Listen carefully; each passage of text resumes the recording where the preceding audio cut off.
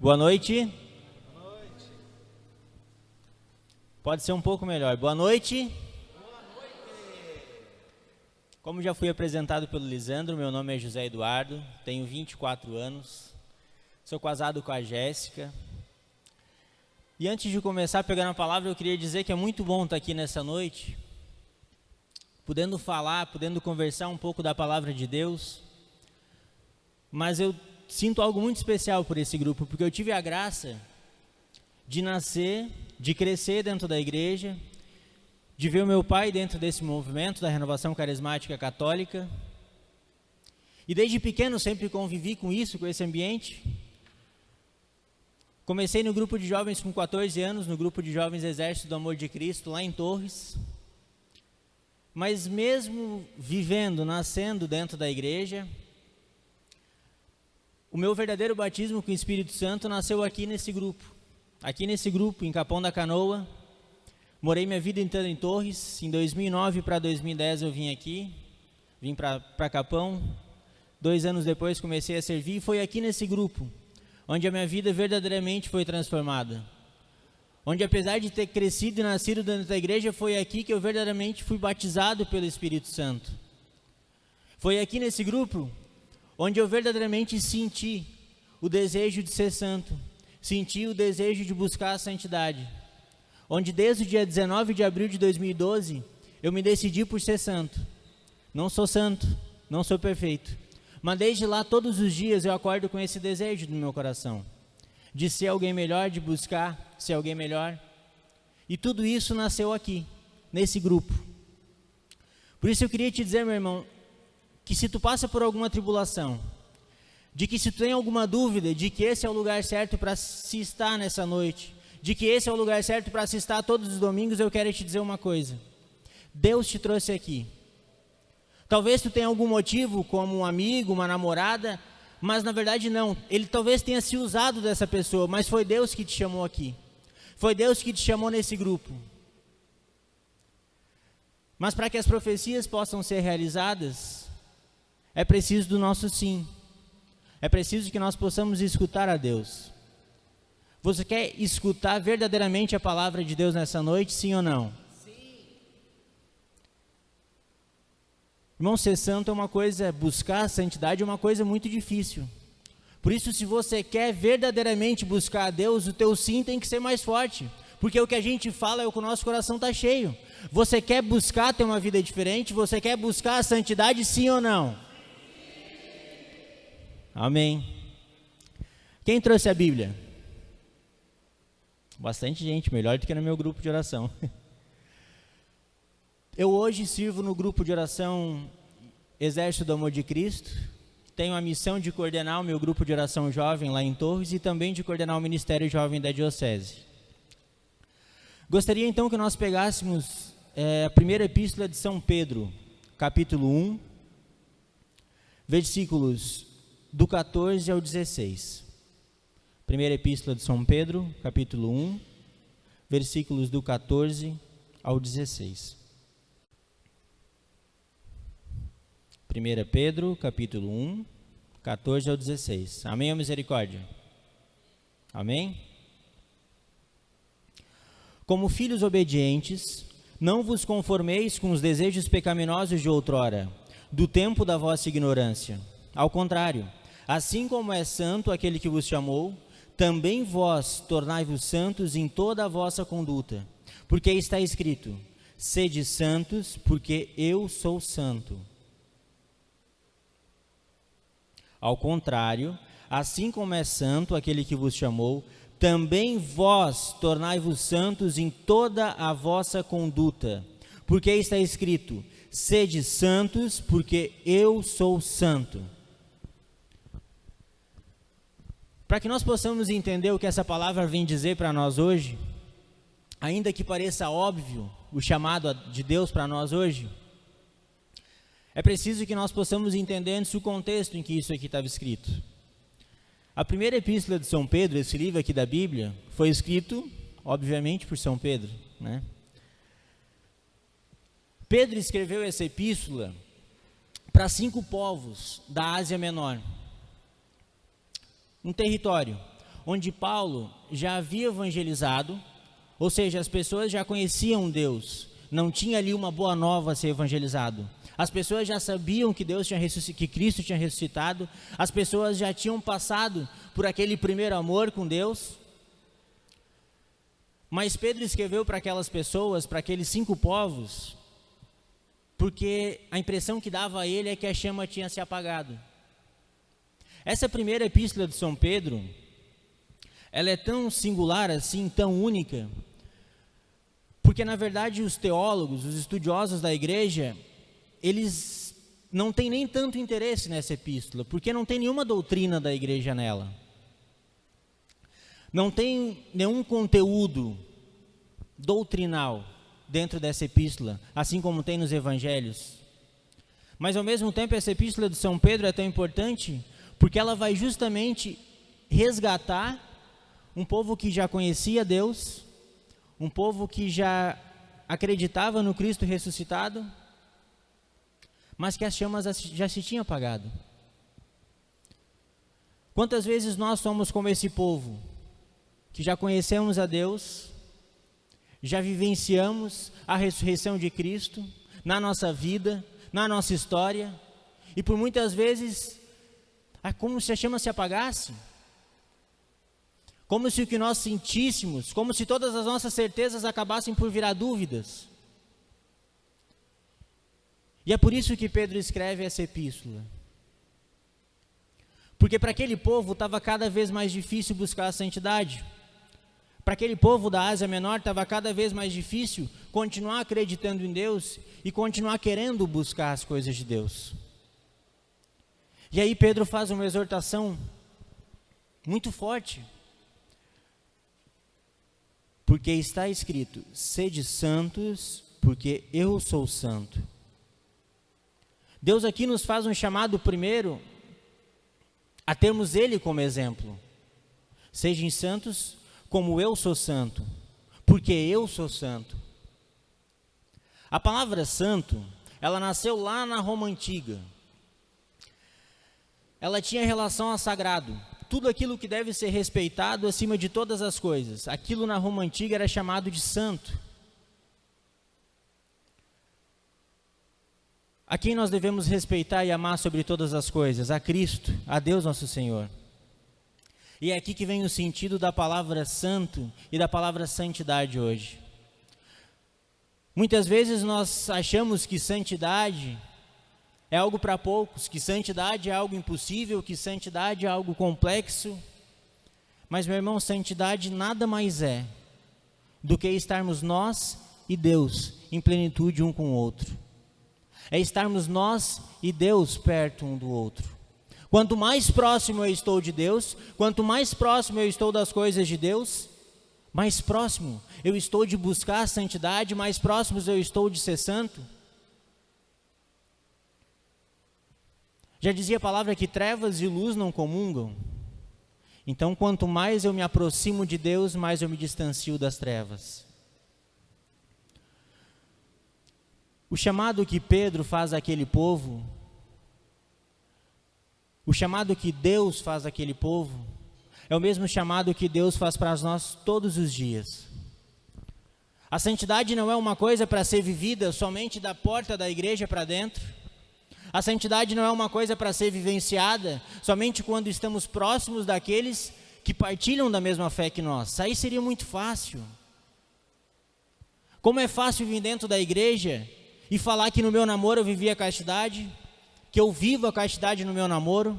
Como é fácil dentro da igreja eu abrir a boca para falar que eu sou uma pessoa correta, que eu sou uma pessoa justa. Como é fácil dentro da igreja eu abrir a boca para falar que eu sou uma pessoa que ama os outros como eu amo a mim mesmo. Mas Deus hoje nos chama a ir além. Que nós possamos ser testemunhos de busca pela santidade também lá na rua. Nós precisamos falar aqui dentro, claro, não me interpretem mal. Mas Deus hoje, meu irmão, te chama a ser testemunho dele lá fora. Deus hoje nos chama a ser testemunho de Cristo lá fora. A pregar o Evangelho com atitudes e, se necessário, usar as palavras. A nossa vida precisa ser uma constante batalha pela santidade. Desde o primeiro momento em que nós acordamos, até o momento em que nós vamos dormir, as nossas atitudes precisam refletir o amor de Deus. No nosso trabalho nós precisamos refletir o amor de Deus. No nosso namoro nós precisamos refletir o amor de Deus. Não só dentro da igreja. A partir do momento em que nós aceitamos, em que nós tomamos como verdade para a nossa vida essa busca pela santidade, nós estamos prestes a travar uma batalha muito difícil. Buscar a santidade é algo muito difícil. Mas quem crê em Deus tem a certeza de que tudo é possível. Quem crê em Deus tem a certeza que a santidade ela não é só uma coisa a ser buscada, mas ela é uma missão de todo cristão. A santidade, meu irmão, não é uma coisa que somente o Lisandro tem que buscar, ou a Érica, ou a Thaís, não. É uma missão nossa, é uma missão minha, uma missão tua. Ser testemunho do Evangelho é muito mais do que vir aqui na frente e falar sobre a palavra, comentar a palavra. Ser testemunha do Evangelho e buscar a santidade é pregar isso em todos os locais em que nós estamos.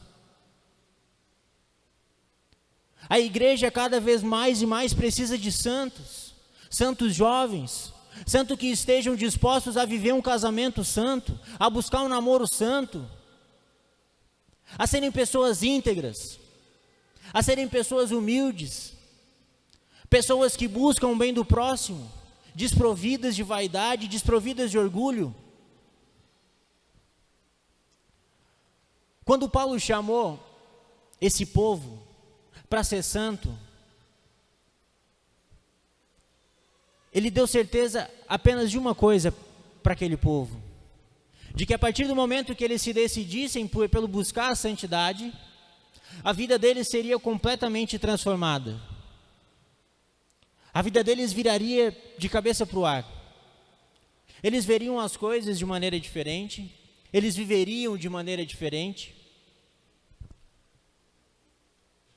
E aquele povo que já havia esquecido de como era amar a Deus, aquele povo que já havia esquecido de tudo aquilo que Paulo antes tinha pregado lá, se sentiu reinflamado.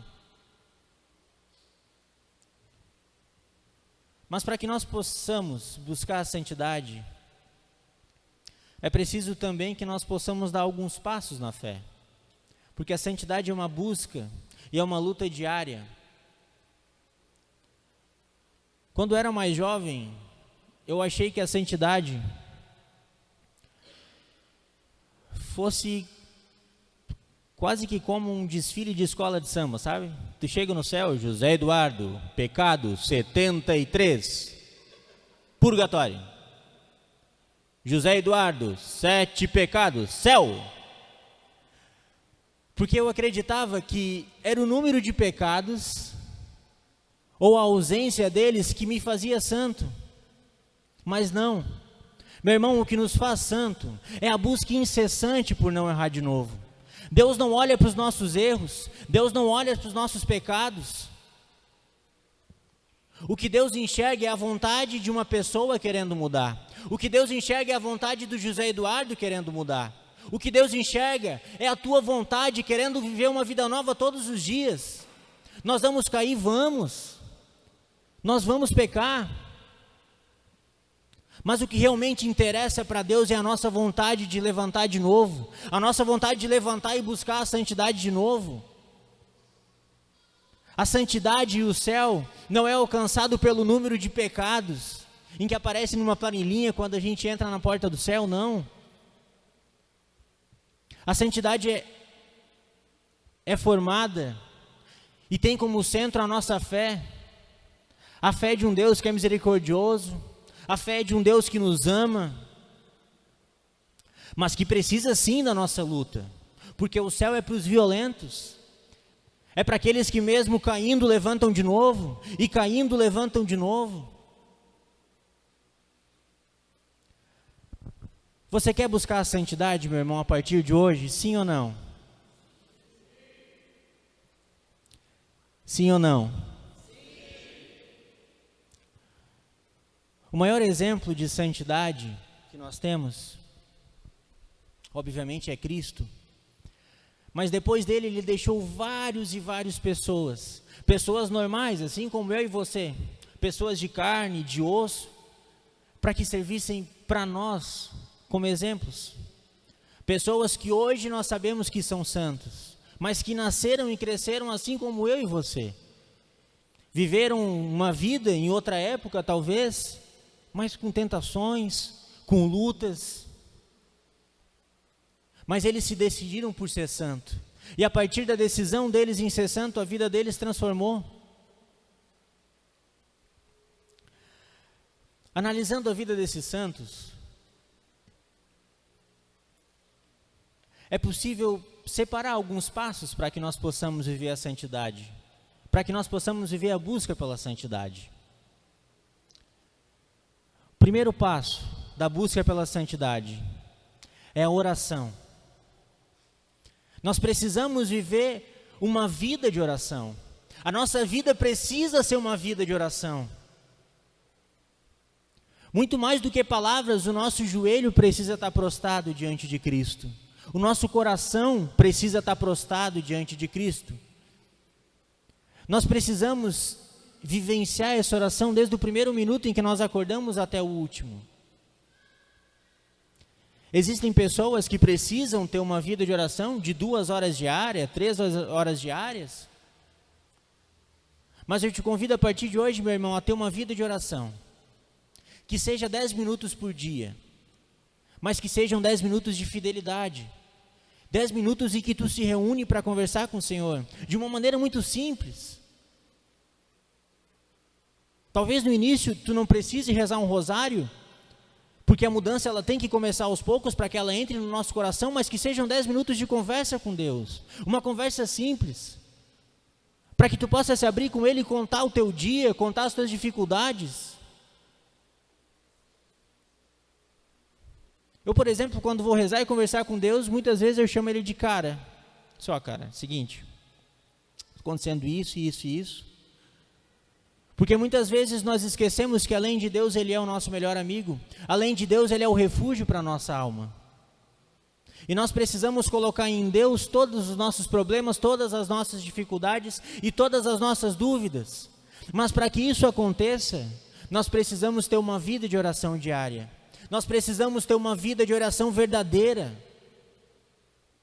Eu tenho certeza que esses 10, 15 minutos, que a partir de hoje, nós vamos dedicar para a nossa oração diária, no mínimo isso, serão muito mais valiosos do que 20 minutos perdendo com tantas coisas que nós perdemos hoje em dia.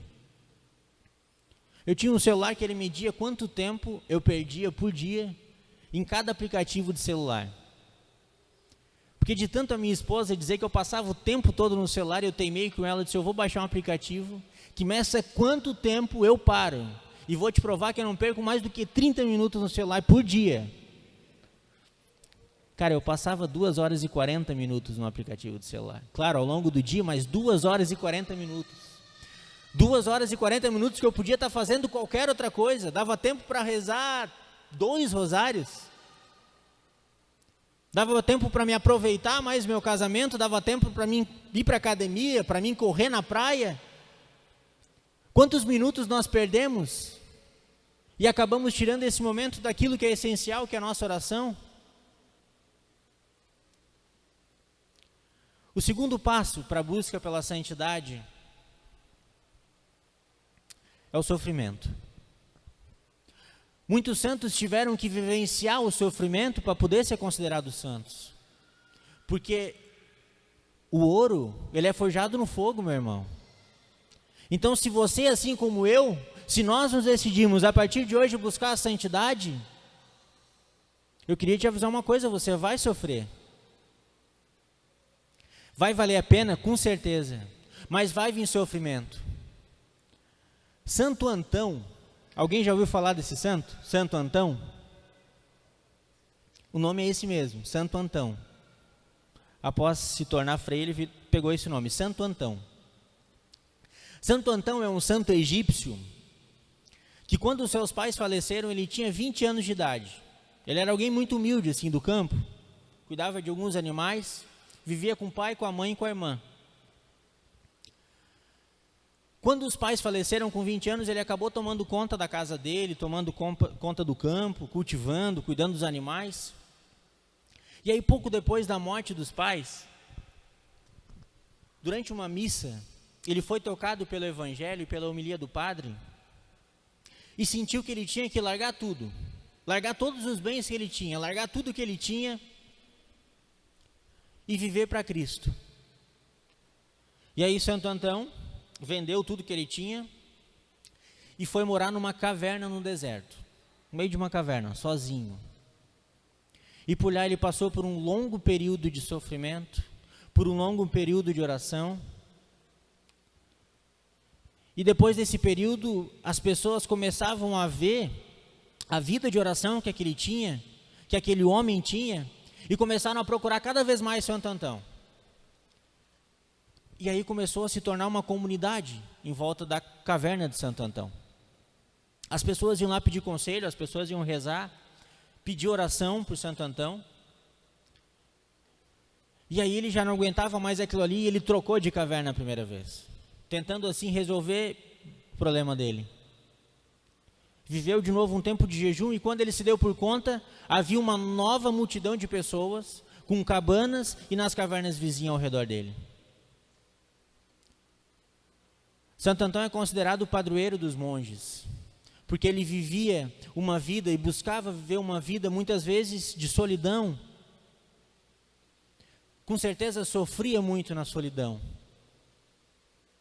Mas o resultado para nós é muito claro. A história de vida de Santo Antão o fez ser santo. Ele não nasceu Santo Antão. Esse sequer era o nome dele quando nasceu. Mas a vida dele e a busca pela santidade fez com que depois ele se tornasse uma pessoa santa. O terceiro passo, humildade. O primeiro passo qual é? Pessoal, olha só. Isso aqui não é um monólogo, né? Então assim, acorda a pessoa que está do teu lado. Fala para ela, acorda meu irmão. Depois tu vai ter tempo para dormir. Primeiro passo qual é? Oração. Segundo passo qual é? Tentar de novo. Segundo passo é o? E o terceiro passo é a humildade. Todos os santos têm por característica a humildade. Nenhum dos santos em que a igreja fala, nenhum dos santos que é reconhecido pela igreja tem como característica a soberba ou o orgulho, muito pelo contrário. Todos os santos tinham como característica principal a humildade. Eles eram pessoas que reconheciam todos os seus dons, mas tinham certeza de que aquilo só era possível porque Deus assim permitia. Eles tinham certeza de que tudo o que lhes foi dado de bom foi porque Deus assim permitiu. Por isso, o nosso terceiro passo a ser cultivado na busca pela santidade é a humildade. Quarto passo pela busca da santidade, obediência. E talvez esse seja um dos mais difíceis junto com a humildade. Como é difícil muitas vezes ser obediente. Como muitas vezes é difícil ser obediente com os nossos pais, quem dirá com Deus.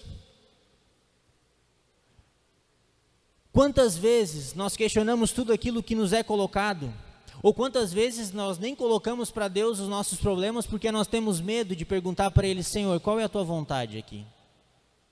O que tu quer que eu faça? Quais são os planos que tu tem para a minha vida? Meu irmão, quando tu faz essa pergunta para Deus, eu te garanto que a tua vida vai ser completamente transformada. Primeiro porque muitas vezes Deus nos surpreende e nos coloca em lugares que nós jamais imaginamos estar. E a segunda delas é porque quando nós colocamos a nossa vida e os nossos planos nas mãos de Deus, nós temos a certeza da vitória. Nós temos a certeza de que nós seremos vitoriosos. Quantas vezes nós obedecemos coisas que nos são colocadas pela sociedade, coisas que nos são colocadas pela mídia, mas somos incapazes de perguntar para Deus: Senhor, qual é a tua vontade sobre a minha vida? Quais são os teus planos para a minha vida? Eu confesso que se com 14 anos alguém me perguntasse aonde eu estaria com 24 anos, provavelmente um dos últimos lugares que eu iria dizer seria nessa igreja, pregando, neste grupo de oração e casado. Deus mudou completamente a minha vida.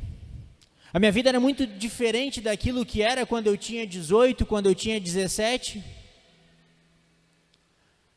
Mas quando eu tinha 20 anos, no dia 19 de abril, uma semana depois de ter feito meu aniversário, eu tomei a decisão de buscar fazer na minha vida somente as coisas que Deus quisesse. Eu decidi entregar a minha vida para Deus.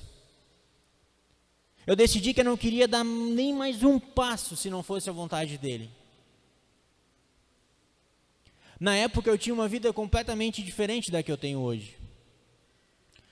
Eu morava em outra cidade, não morava com os meus pais. Eu tinha uma fé completamente morna.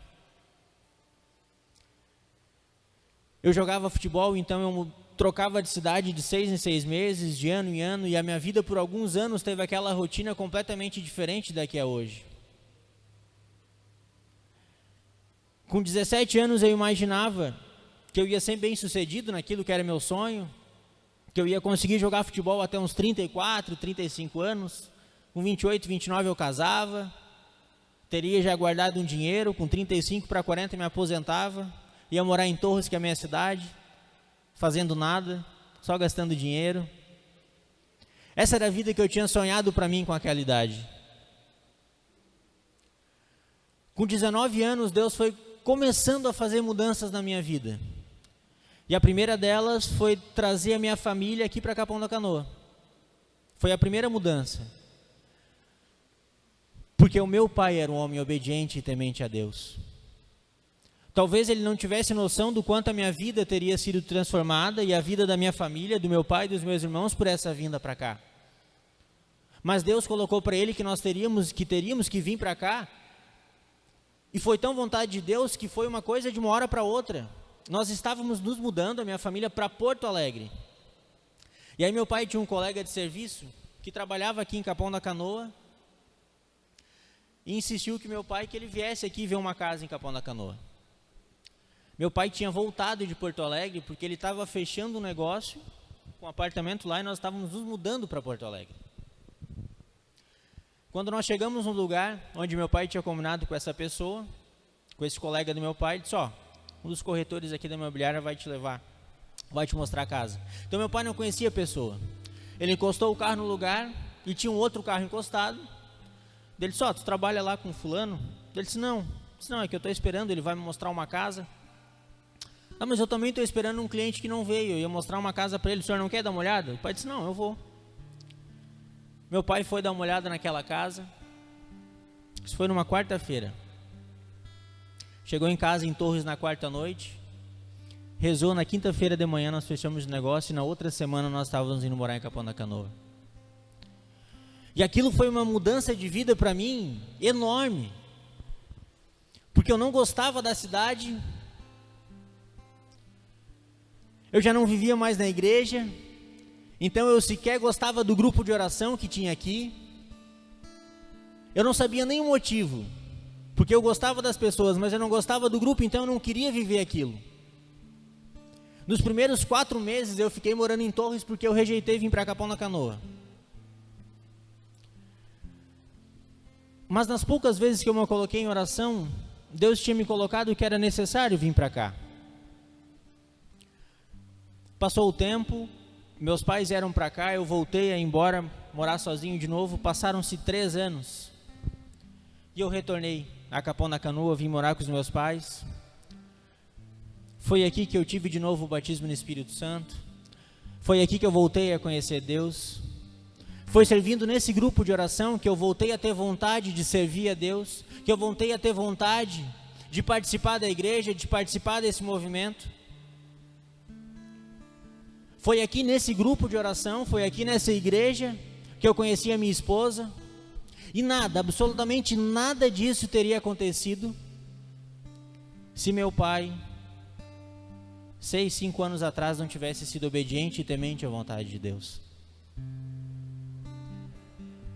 Quantos rumos na nossa vida são tomados de uma maneira em que nós não gostamos, porque nós não temos a percepção, porque nós não temos a vontade de obedecer a Deus. Você já parou para pensar o quanto você pode ter perdido, quanta graça você pode ter perdido por não ter feito a seguinte pergunta: Jesus, essa é a tua vontade? Eu quero ser obediente à tua vontade, eu quero fazer a tua vontade, eu quero seguir a tua vontade. E a partir desse quarto passo, a partir da obediência, nós conseguimos ser ainda mais maduros na fé, para então buscar a santidade. O primeiro passo é a oração. Segundo passo é o sofrimento. Terceiro passo é e o quarto passo a obediência. O quinto e último passo, mas não mais importante, não menos importante, nem mais importante, é a humanidade. Um dos santos que me serve muito de exemplo quando o assunto é humanidade é São Francisco de Assis. São Francisco de Assis era de uma família muito tradicional da cidade de Assis. Uma pessoa que tinha muitos bens, um jovem muito rico. Deus chamou São Francisco de Assis à conversão e a anunciar o Evangelho. No primeiro momento ele foi obediente, largou absolutamente tudo que ele tinha, largou a família dele, largou a vida que ele levava e foi seguir a Cristo. A partir desse momento em que ele resolveu seguir a Cristo, São Francisco de Assis se juntou e se aproximou daqueles que naquela época eram os mais indignos da sociedade, os leprosos. São Francisco ia evangelizar e conviver com os leprosos. Quem tinha lepra naquela época era considerado alguém indigno, alguém pecador demais. A lepra era a consequência do pecado, alguém indigno de se estar perto. E era ao lado daqueles que mais precisavam, era ao lado daqueles que não tinham ninguém do lado, que São Francisco se fez santo, amando ao próximo como ele mesmo o amava, vivendo o Evangelho. Mas, meu irmão, você sabe qual é a única coisa que os santos têm, que nós temos, que os santos gostariam de ter? A única coisa que nós temos, que as pessoas que são santos, que todos os santos da igreja não têm, sabe qual é? O tempo. Nós ainda temos vida, nós ainda temos tempo, eu e você ainda temos tempo para mudar, nós ainda temos tempo para nos converter verdadeiramente, nós ainda temos tempo para mudar de vida, nós ainda temos tempo para ter uma vida transformada pelo Espírito Santo, nós ainda temos tempo para ser renovados, nós ainda temos tempo para fazer tudo de novo, para mudar o que está errado, para viver uma verdadeira conversão na nossa vida. Mas para que a conversão aconteça é preciso, além desses 5 passos, uma coisa: é preciso que nós sejamos batizados pelo Espírito Santo. Uma pessoa batizada pelo Espírito Santo tem em si um desejo de conversão, tem em si um desejo de fazer tudo diferente. A minha vida mudou de ponta cabeça nos últimos 6 anos, mas eu tenho absoluta certeza que eu não poderia ser mais feliz do que eu sou hoje. Eu tenho absoluta certeza que Deus preparou a minha esposa, que Deus preparou a minha casa, que Deus preparou o meu trabalho. Deus foi fiel com todo o sofrimento. Deus foi fiel com a minha busca pela santidade. Eu não sou santo, pelo contrário, eu tenho certeza que eu sou tão pecador ou mais do que cada um de vocês. Mas é preciso que nós estejamos abertos ao Espírito Santo para poder viver essa transformação na nossa vida. Você quer viver uma transformação na sua vida? Você quer buscar viver as coisas e ver as coisas de maneira diferente? Você quer acordar todos os dias de manhã e viver uma vida de oração com Cristo? Sim ou não? Você quer todos os dias de manhã estar sujeito a talvez passar por sofrimentos pela sua santificação? Sim ou não? Você também está disposto a todos os dias buscar ser uma pessoa humildade, se despir de toda vaidade? Sim ou não? Você está disposto a ser obediente àquilo que Deus quer na sua vida? Sim ou não? Você está disposto a viver a humanidade para com o próximo? A ajudar aquele que precisa? A estender a mão e não mais fechar o olho? Sim ou não? Mas para que nós possamos seguir todos esses passos, meu irmão, é preciso antes que nós sejamos batizados pelo Espírito Santo.